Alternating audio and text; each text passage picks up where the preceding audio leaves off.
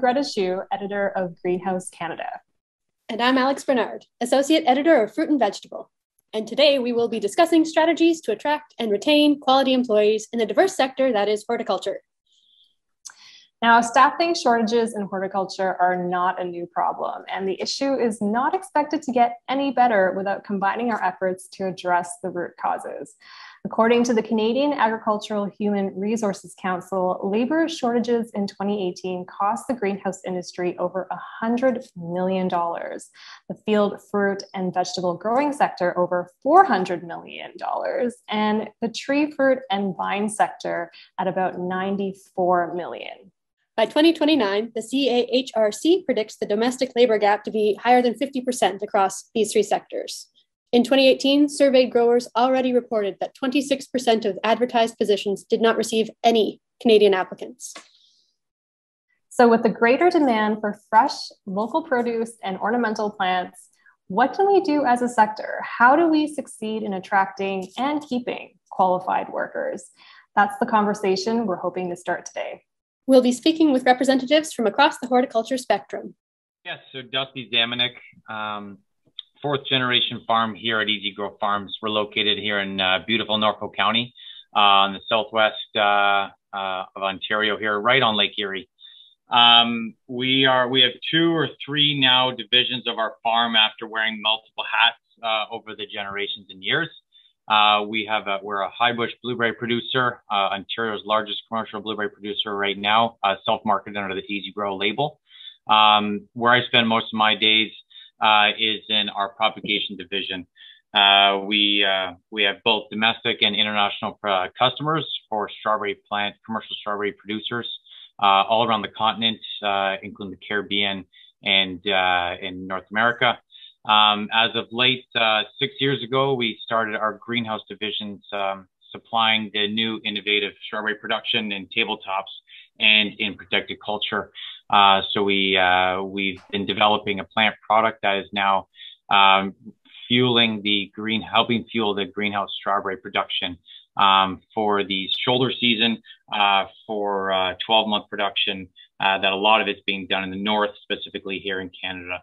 And so excited to be a part of that from the relative ground floor. And we still have lots to learn, but have a great team that's been with us all along the way. Full time, we're at 20. At our peak, we're at 380 or 400 people. We do about 20 million plants, domestic, international, as well as and that's been fun in itself. And like I said, 33 acres of blueberries, and that's with temporary farm workers, local Mennonite labor, and local as well. We're heavily reliant on the seasonal agricultural worker program. Say 60% through the SOP program. Then the remaining, I would say, honestly, we're probably 5% to 8% local full-time. Mennonite local, we're fortunate here in our part of the country with Mexican Mennonites that are relative nomads, right? Between here that go through, starting in asparagus all the way till October, and then on a normal year, return back to Mexico for the winter time as they have their families and farms in the winter time. But they create a lot of our bulk for our blueberry production in the summertime, whereas we rely heavily on the seasonal agricultural workers for the fall time, as here in Norfolk, a lot of the fresh veg, field veg ends, tobacco ends. So then we're able to transfer in and have our digging season in the wintertime. So there's a lot of cooperation that exists as well. I'm Stephanie Slaman. I'm one of the 3rd generation of ownership and management at John Slaman Greenhouses Limited, or our brand name is Slaman Quality Flowers. So we grow year-round cut floriculture products for the Canadian and North American market. And we currently have 150,000 square feet of enclosed climate-controlled glass greenhouses And we're in the construction phases of building another 100,000 square feet right now. So we're located in Brant County, just a little bit north of Norfolk, and benefit from a lot of the same competitive advantages that Dusty was talking about. We're also very reliant on the seasonal worker program. Although our workforce through that program is a little bit smaller, it does compose about 30% of our workforce year round. So we have almost 12 months where we have participants through that program supporting our labor needs. We have about 20 Canadian full-time staff, and that's in a range of positions. And then we have about 5 to 10 part-time student staff that help us as well. And as I mentioned, those temporary foreign workers from Mexico, we have 6 individuals on about 6 to 8 month rotating contracts. So we usually have between 4 and 6 individuals at a time, with just a small gap in December.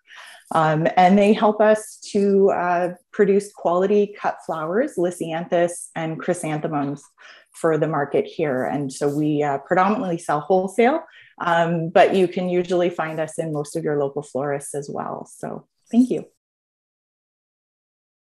My name is Laura Bryce, and I am an instructor in the Faculty of Science and Horticulture at Kwantlen Polytechnic University.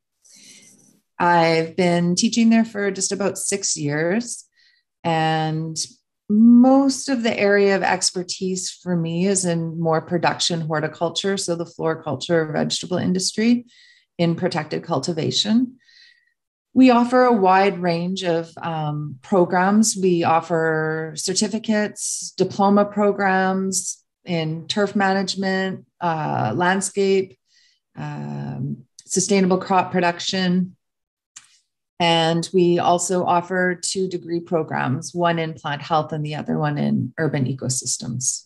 But I would say within each of the specializations that we teach, we've probably got about 30 students that are full-time students in there at any given time, and similar with the degree programs.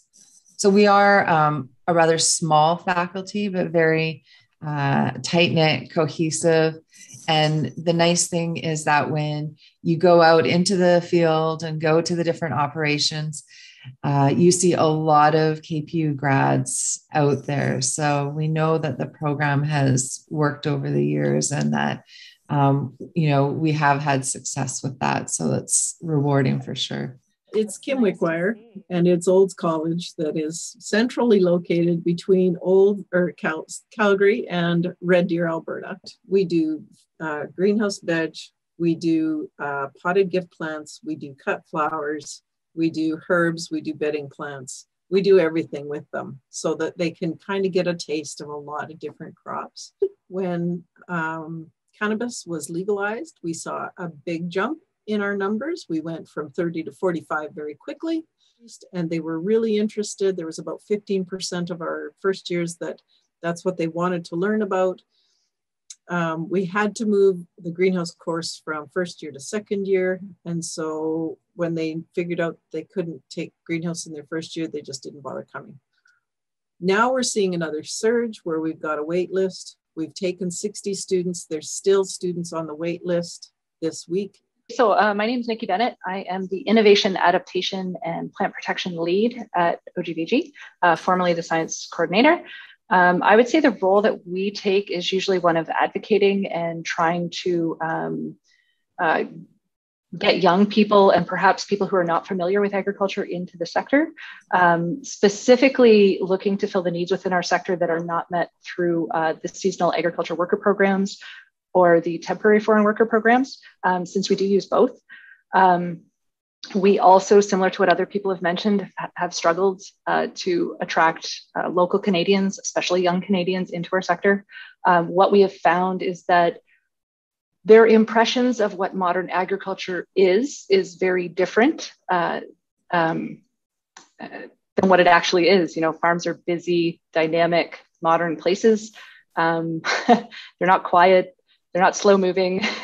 They're super busy and lots of things are happening, and they're growing and changing at an increasingly rapid pace. I think a challenge that I see is that growers know they need help. But even in my 7 years here, the complexity of needs has just grown exponentially, right? So growers used to think, hey, automation's cool. We should look at automation tools.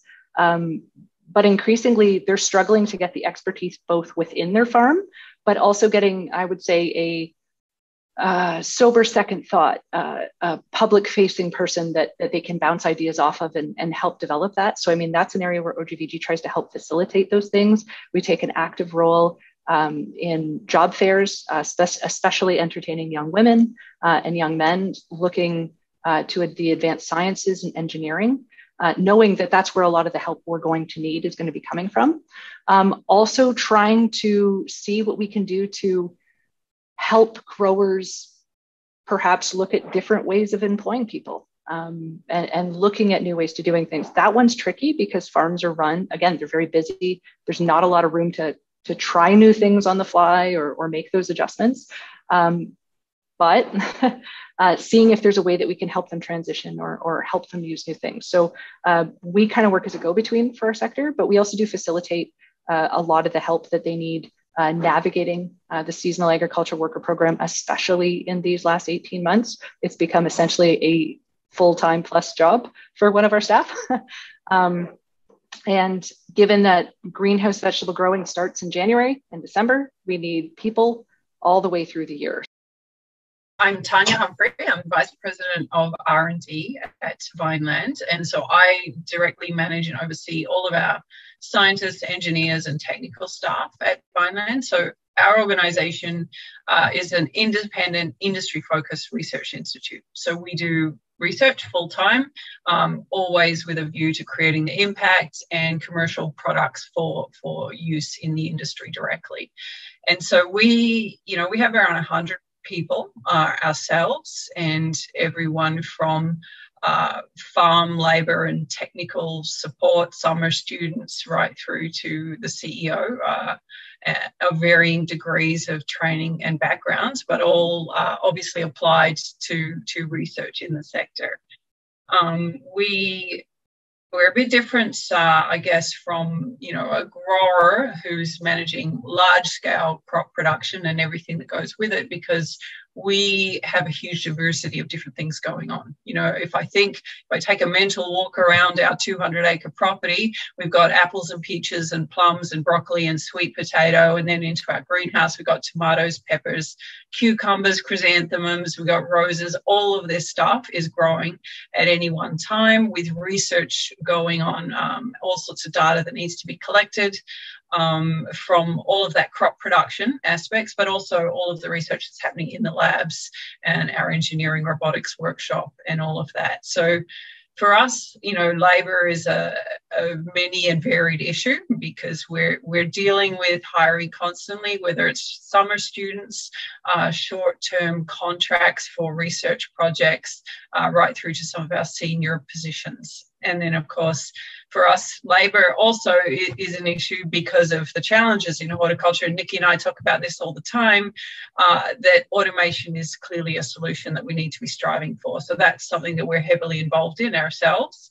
And we ultimately see that as a solution that we need to be implementing. And so we're working on the technology development side of that conversation.